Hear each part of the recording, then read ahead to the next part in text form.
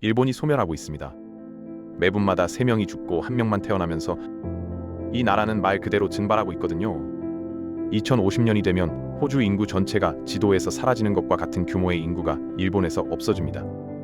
더 충격적인 건 2024년 결혼한 커플이 50만 쌍인데 일본 신생아의 97%가 결혼한 부부에게서만 태어난다는 사실이에요. 결혼이 멸종하면 아이도 멸종하고 아이가 멸종하면 나라가 멸종하는 겁니다.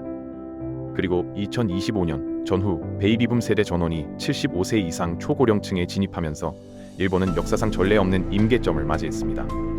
왜 전 세계가 이 나라를 주목하는지, 그리고 이게 왜 우리의 미래인지 이야기해 보겠습니다. 일본의 출산율은 1.2명으로 인구를 유지하려면 2.1명이 필요한데 절반 수준밖에 안 되고 이 상태가 무려 70년 가까이 이어져 왔습니다. 한국이 0.7까지 떨어졌다고 난리지만 그건 최근 몇 년 일이고 일본은 수십 년 전부터 이 길을 걸어온 선배인 셈이죠. 낮은 출산율이 사회를 무너뜨리려면 몇 세대가 걸리는데 일본이 바로 그 결과를 실시간으로 보여주는 실험실이거든요. 2024년 태어난 아기는 72만 명으로 1899년 통계 작성 이래 최저치였고 9년 연속 감소라는 암울한 기록까지 세웠습니다.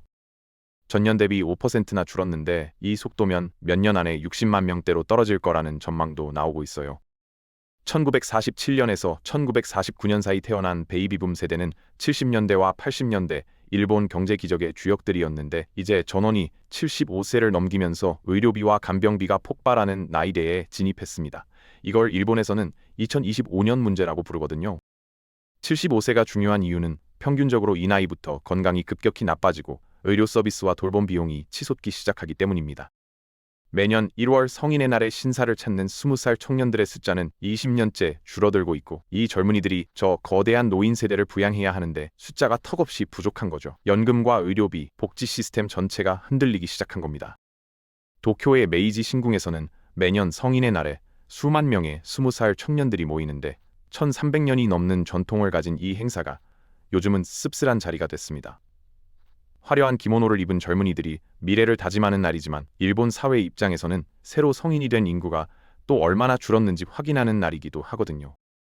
이 청년들 앞에는 직장, 결혼, 가족이라는 과제가 놓여 있는데 현실은 점점 더 가혹해지고 있습니다. 도쿄역 앞에서 웨딩 사진 찍는 커플들을 보면 결혼이 유행인 것 같은데 자세히 보면 절반은 아시아 다른 나라에서 온 관광객들이에요. 일본인들은 결혼을 안 하는 게 아니라 못하고 있거든요. 30년이 넘도록 임금이 거의 안 올랐는데 서구에서 임금 정체라고 하면 보통 10년을 말하잖아요. 일본은 그 3배가 넘는 기간 동안 월급이 제자리였던 겁니다. 노동시장에 막 들어선 청년들의 경제적 전망이 완전히 어두워졌고 연구 결과들을 보면 돈이 없으면 연애도 결혼도 출산도 어렵다는 게 명확하게 나옵니다.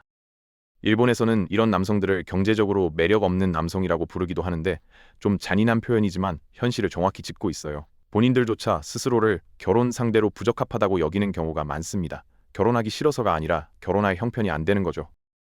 많은 사람들이 맞벌이에 아이 없는 딩크족이 늘어서 출산율이 떨어진다고 생각하는데 실제 데이터를 보면 그게 아니에요. 행복하게 결혼하거나 동거하면서 아이를 안 낳기로 선택한 커플이 늘어난 게 아니라 애초에 커플이 되는 사람 자체가 줄어든 겁니다.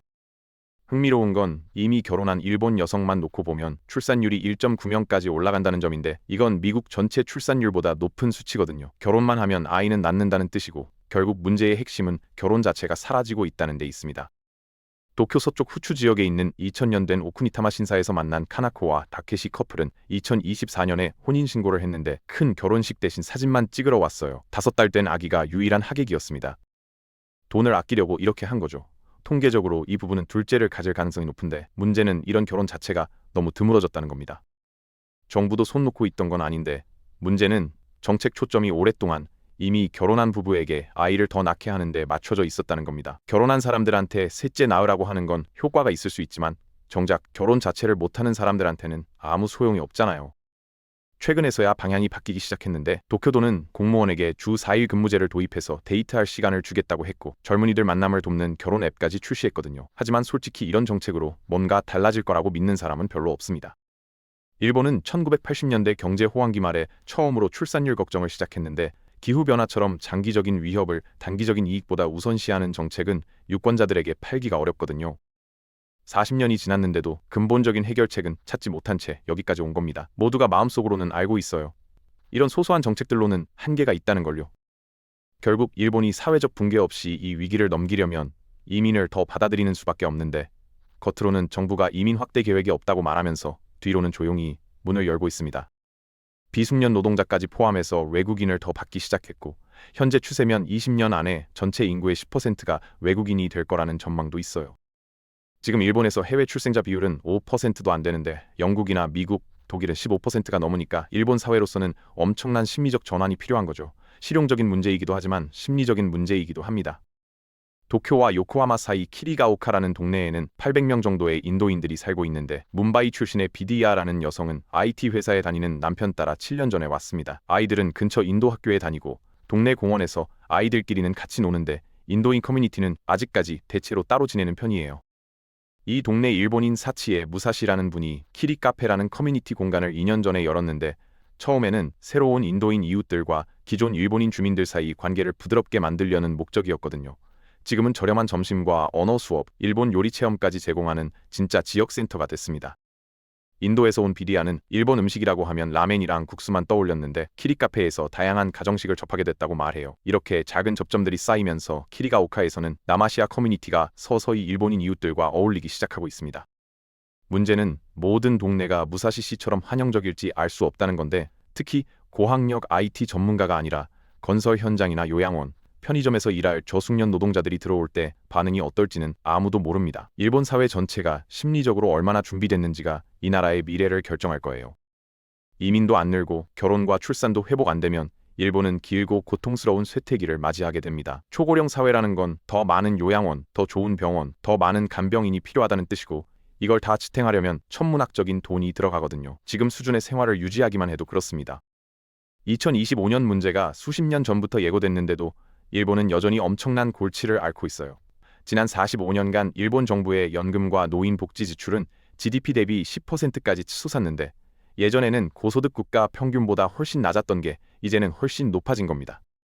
고령화 비용은 돈만이 아니에요. 일본 연구자들에게 부여되는 특허 수가 생산 가능 인구 감소와 함께 눈에 띄게 줄고 있는데, 혁신 역량 자체가 쪼그라들고 있다는 신호일 수 있습니다. 나라 전체로는 어떻게든 버텨왔지만 개별 기업들은 이 상황에서 돈을 벌 방법을 찾아야 하거든요. 위기 속에서 기회를 포착하는 기업들이 있습니다. 아이가 태어나면 처음 몇 년간 기저귀가 필수품인데, 유니참이라는 회사는 전 세계에 제품을 팔지만 일본 내수 시장에서는 아기용 대신 노인용 기저귀로 주력 제품을 바꿨어요. 전 세계 어디서나 고령화는 사업 기회지만 인구의 30% 이상이 은퇴 연령인 일본에서는 거대한 기회인 거죠. 아시아 최대 노인 케어 박람회도 당연히 일본에서 열립니다. 일본 최대 차 음료 회사 이토에는 오이오차라는 브랜드로 유명한데, 이 박람회에서는 노인들이 삼키기 쉽게 점성을 높인 젤리 형태의 새 버전을 선보이고 있어요. 하지만 노인 사업이 기존 제품을 노인용으로 바꾸는 것만은 아닙니다. 아무도 크게 말 안 하지만 일본은 앞으로 최소 10년간 계속 늘어날 사망자 수에도 대비해야 하거든요. 도쿄만에서 해상 장례 서비스가 운영되고 있는데, 하네다 공항을 배경으로 바다에 유골을 뿌리면서 사랑하는 사람에게 작별을 고하는 겁니다. 그런데 어떤 날은 배에 유족이 아무도 없어요. 친구나 가족 없이 28명의 유골을 대리로 산골하는 날도 있거든요. 하우스보트 클럽이라는 이 업체는 지금 일본의 뒤틀린 인구 구조 덕에 호황을 누리고 있지만, 장기적으로는 장례 사업도 다른 서비스 산업들처럼 결국 쪼그라들 겁니다. 이게 일본만의 문제가 아니라는 게 진짜 무서운 점인데, 중국은 40년 전 도입한 한 자녀 정책 때문에 일본과 비슷한 인구 절벽을 향해 가고 있습니다. 지난 30년에서 40년간 일본이 된 성장과 인구 감소를 맞춰온 거라면 중국은 같은 기간 전례 없는 경제 성장을 경험했죠.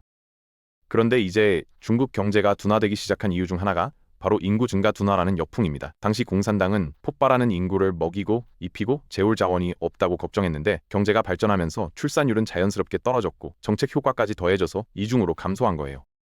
중국과 일본, 한국이 특히 심각한 버전을 겪고 있지만 비슷한 이야기가 거의 모든 곳에서 펼쳐지고 있습니다. 프랑스와 독일은 이미 생산 가능 인구가 정점을 찍고 줄어들기 시작했고, 영국과 미국도 같은 길로 들어설 수 있어요. 20년 넘게 2025년 문제가 온다는 걸 알면서도, 베이비붐 세대가 어떤 역할을 할지 알면서도 일본은 이걸 되돌리려는 모든 노력에 실패했습니다. 이게 전 세계에 보내는 경고예요. 그런데 흥미로운 건 이 모든 문제에도 불구하고 일본이 사회적 안정과 국민 건강, 글로벌 경쟁력을 유지해왔다는 점이거든요. 인구 시한폭탄이 터지는 와중에도 세계적인 기업들을 계속 만들어내고, 범죄율은 낮고 기대 수명은 세계 최고 수준입니다. 30년 넘게 경제가 정체됐다고 하지만 그 기간에도 일본은 세계적 수준의 기업들을 배출했고 놀라운 사회적 안정을 유지했어요. 후아쿠 럭비클럽이라는 곳이 있는데 나이대별로 팀을 나눠서 경기를 합니다.